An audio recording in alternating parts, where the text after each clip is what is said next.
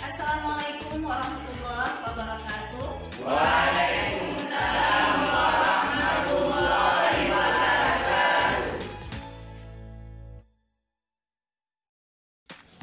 Baik anak-anak, sebelum kita mulai pembelajaran kita, seperti biasa kita membaca doa terlebih dahulu yang akan dimulai oleh ketua kelas.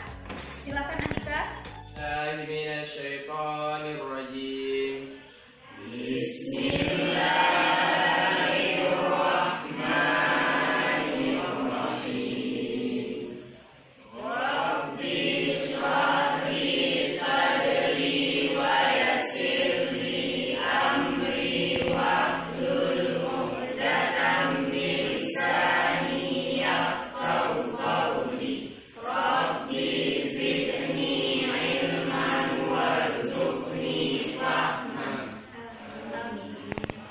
Baik, sebelum kita lanjut, Ibu akan memeriksa kehadiran. Baik, Ibu periksa kerapian dan kebersihan kalian. Tuh meja, lantai, bersih semua.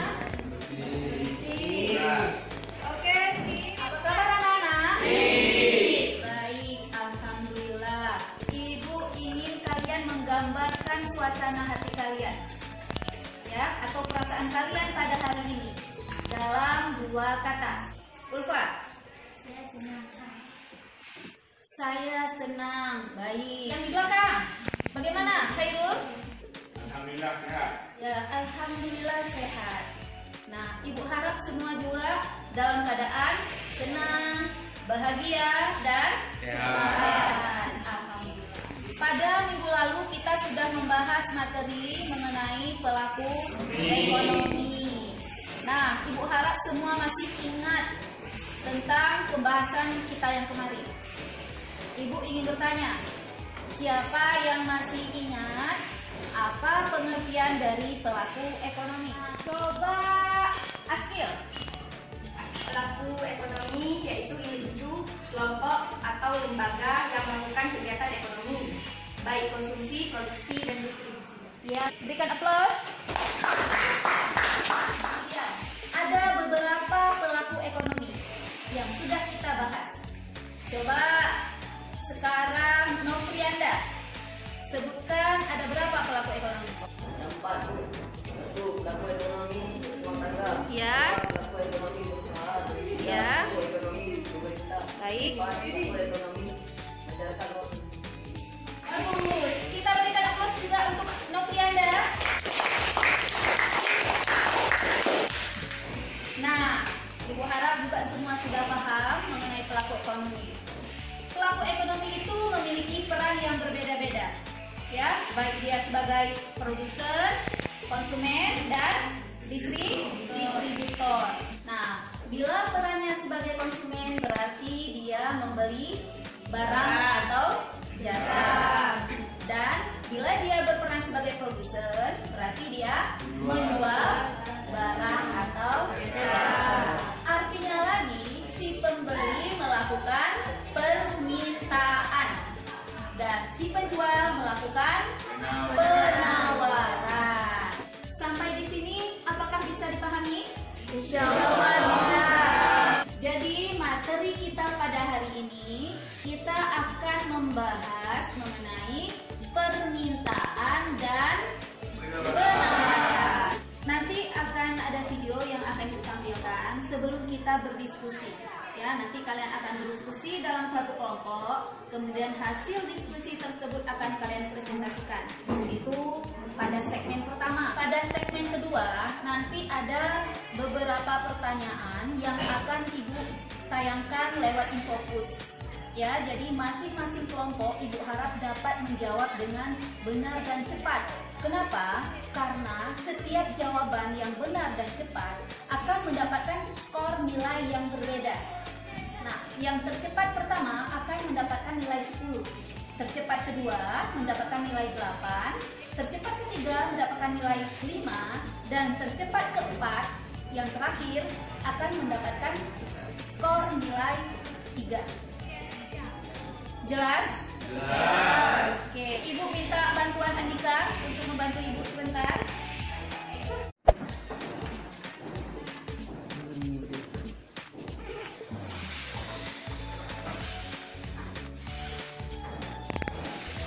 Sudah. Ini judul materi kita, yaitu permintaan dan penawaran. KD dan tujuan pembelajaran kita adalah KD 34, mendeskripsikan. Adapun teknik penilaiannya, oke anak-anak, tolong perhatikan video yang akan Ibu tampilkan berikut ini. Pernahkah Anda bertanya, kenapa ya harga semangkok mie bakso adalah X rupiah? Kenapa juga harga sendal jepit Anda itu Y rupiah? Atau mengapa sih harga tiket masuk bioskop sebesar Z rupiah? Sebenarnya, dari mana sih datangnya harga itu? Dari sekian banyak faktor yang mempengaruhi harga, kali ini kita akan membahas salah satunya, yaitu hukum permintaan dan penawaran. Pernahkah Anda mendengarnya? Secara umum, istilah permintaan bisa diartikan sebagai jumlah barang atau jasa yang diinginkan atau dibutuhkan oleh pelanggan. Sedangkan istilah penawaran diartikan sebagai jumlah barang atau jasa yang tersedia di pasar. Lalu, maksud hukum permintaan dan penawaran itu apa?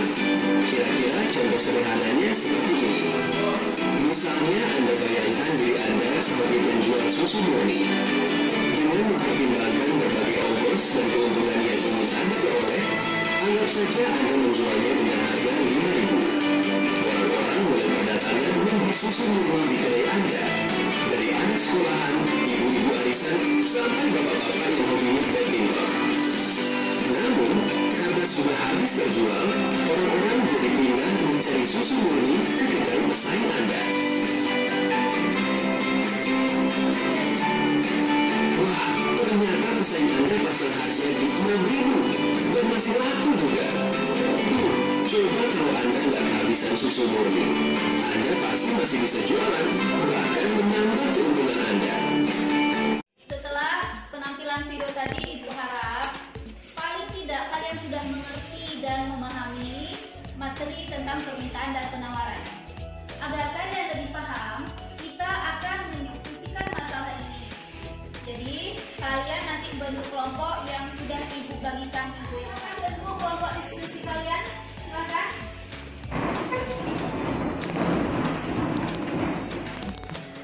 Nah, kelompok ini Ibu beri nama kelompok pembeli. Kalau kalian Ibu beri nama dengan kelompok penjual, dan ini dengan kelompok konsumen. Dan ini ada LKS yang harus kalian kelompok masing-masing.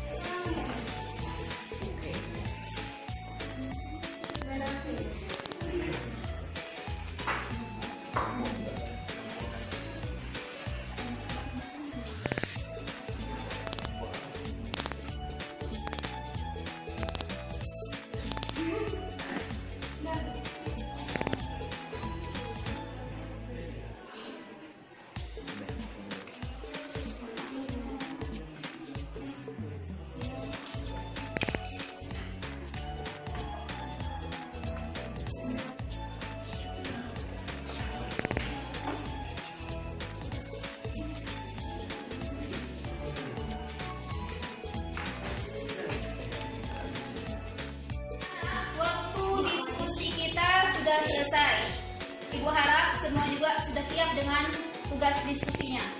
Sudah siap? Sudah. Bertampilan pertama, Ibu berikan kepada kelompok penjual. Silakan. Assalamualaikum warahmatullahi wabarakatuh. Waalaikumsalam warahmatullahi wabarakatuh. Kami dari kelompok penjual ingin mempresentasikan hasil kerja kelompok kami. Pengertian permintaan adalah kuantitas barang dan jasa yang dibeli oleh konsumen pada setiap tingkat harga selama periode waktu tertentu.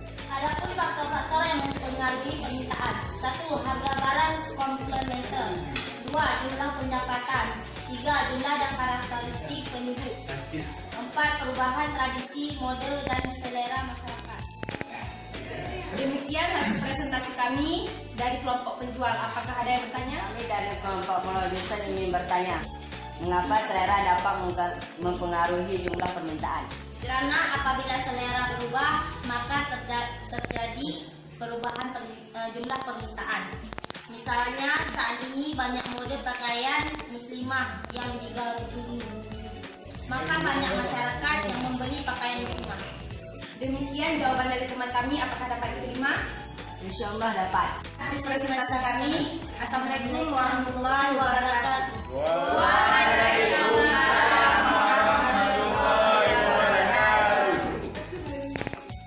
Baik, terima kasih kepada kelompok penjual. Mari kita berikan aplaus. Nah, untuk selanjutnya Ibu akan meminta kesediaan dari kelompok pembeli untuk mempresentasikan hasil diskusi yang telah kalian lakukan. Silakan. Assalamualaikum warahmatullahi wabarakatuh.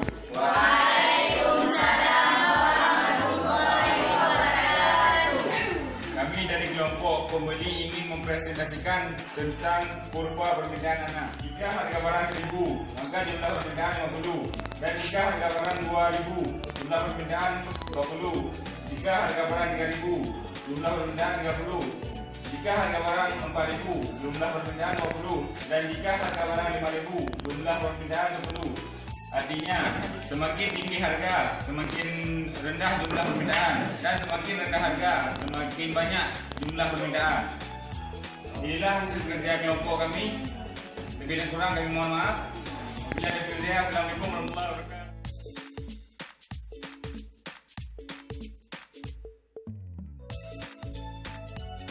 Alhamdulillah, diskusi kita sudah selesai. Sudah menjalankan tugasnya dengan mempresentasikan hasil diskusi. Kalau begitu, kita mengambil suatu kesimpulan.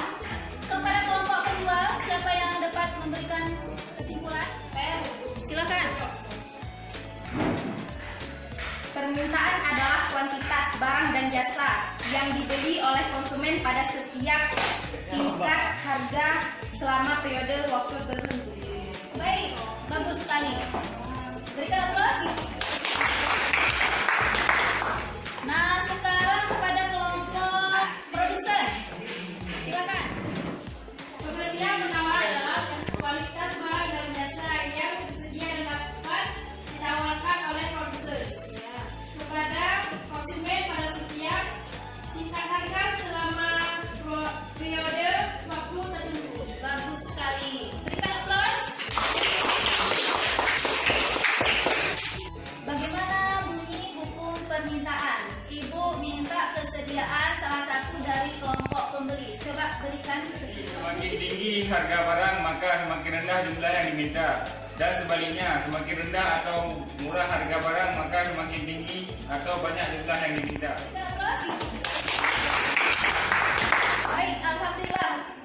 Berarti diskusi kita sudah selesai dari Ibu. Tadi ada catatan penilaian dari Ibu yang Ibu nilai selama kalian berdiskusi dan selama kalian presentasi. Kelompok yang Ibu nilai memiliki nilai yang paling bagus di antara yang lain. Yang lain bagus, tapi ada yang lebih bagus. Oke, Ibu berikan kepada kelompok siapa? Kelompok pembeli. Tapi kita akan masuk ke segmen yang kedua. Akan Ibu tampilkan nanti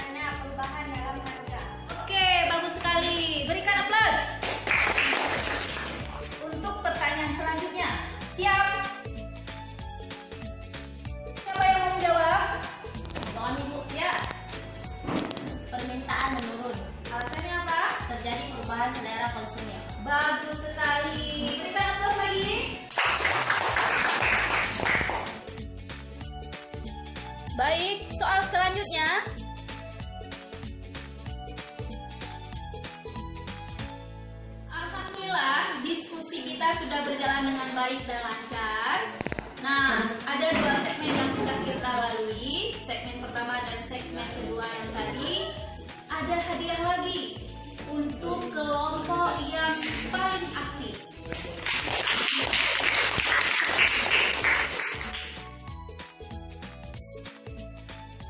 Anak-anak, apa yang sudah kita diskusikan itu erat sekali dengan kehidupan kita sehari-hari. Nah, ingat tidak acara Market Day yang telah kita laksanakan pada tanggal 26 Oktober yang lalu? Ingat? Ingat. Nah, ada yang bisa menceritakan kepada Ibu? Kami melihat tampilan produk dari stand lain sedikit lebih menarik dari kami dan mereka gencar melakukan promosi dakwah. Maka kami melakukan trik menurunkan harga sedikit di bawah harga yang stand lain ditawarkan. Alhamdulillah ternyata berhasil. Makanan dan minuman yang kami jual habis terjual dari waktu singkat. Demikian. Sekali berikan aplaus pada Mora. Nah, ada nggak kaitannya dengan materi yang barusan kita diskusikan? Ya. Ketika kita menjual barang atau jasa, kita harus memiliki celah atau trik dalam menawarkan barang, baik lewat tampilan produk yang dilakukan oleh stand lain atau lewat yang cara kalian lakukan, yaitu menurunkan harga. Karena apa tadi? Dari hukum permintaan, apabila harga naik maka jumlah yang diminta menurun, dan apabila harga turun maka jumlah yang diminta naik. Apa yang kalian lakukan pada saat masuk pasar? Membeli. Sebelum membeli, jangan lupa baca doa masuk pasar. Bagaimana bunyi doanya? Bismillahirrahmanirrahim. La ilaha illallah wahdahu la syarikalah, lahul mulku wa lahul hamd, yuhyi wa yumit, wa huwa hayyun la yamut, biyadihil khair, wa huwa ala kulli syai'in qadir. Nah, itu doanya. Jadi besok-besok sebelum masuk pasar, baca doa masuk pasar terlebih dahulu agar kita diberikan kemudahan. Nanti ada tugas yang harus kalian kerjakan di rumah.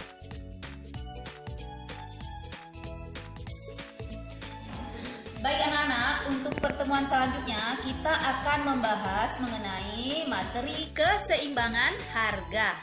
Jadi Ibu harapkan kepada kalian untuk dapat membaca dan mempelajarinya di rumah terlebih dahulu.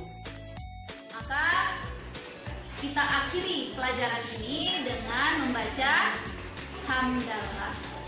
Alhamdulillah. Terima kasih anak-anak. Ibu ucapkan Assalamualaikum warahmatullahi wabarakatuh. Waalaikumsalam.